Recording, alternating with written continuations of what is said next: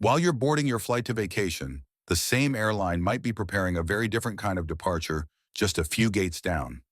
In 2026, the U.S. government isn't just using military planes for deportations, they are using the commercial infrastructure you use every day. Major airlines are currently facing a choice: take hundreds of millions in government contracts to facilitate mass removals, or face the wrath of their own unions and the public.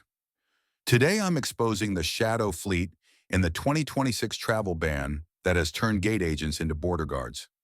As of January 1st, a new and expanded travel ban is in full effect. We're talking about 20 countries under a full suspension, including Afghanistan, Haiti, and Syria, and another 19 under partial restrictions. Airlines are now the first line of enforcement. If you are from a full ban country and try to board a flight to the U.S., the airline's document check isn't just about your passport anymore. If they board you and you're rejected at the border, the airline faces massive federal fines. This has created a secondary screening culture at check-in counters that feels more like an interrogation. Mass deportation is a billion-dollar business. While the big names like Delta and United try to stay out of the headlines, smaller carriers are diving in.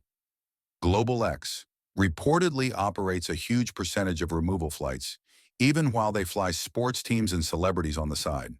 These are lucrative, no-bid contracts where airlines are guaranteed payment even if a flight is canceled.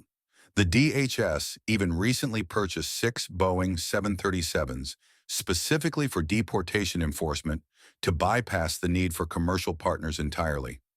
This is the first time we've seen the government building its own deportation airline. But the airlines are hitting a wall: their own workers. In January 2026, we saw nearly 100 clergy members arrested at the Minneapolis-St. Paul airport protesting Delta's involvement. Avalo Airlines recently cut ties with ICE after massive public pressure and threats of boycotts in Connecticut and Massachusetts. Flight attendant unions are raising safety alarms. They're arguing that flying shackled and handcuffed passengers is a massive FAA safety risk during an emergency evacuation. The workers are refusing to be complicit in the logistics of the 2026 surge. This isn't just about politics, it's about the legal system. By using private jets to move detainees in the middle of the night, critics say the government is intentionally severing people from their lawyers and families before they can even have a hearing. In 2026, the airport has become the new courtroom. What do you think? Should commercial airlines be allowed to profit from these contracts, or should they stay out of immigration entirely? Let's talk about it in the comments. Subscribe for more deep dives into the 2026 travel landscape.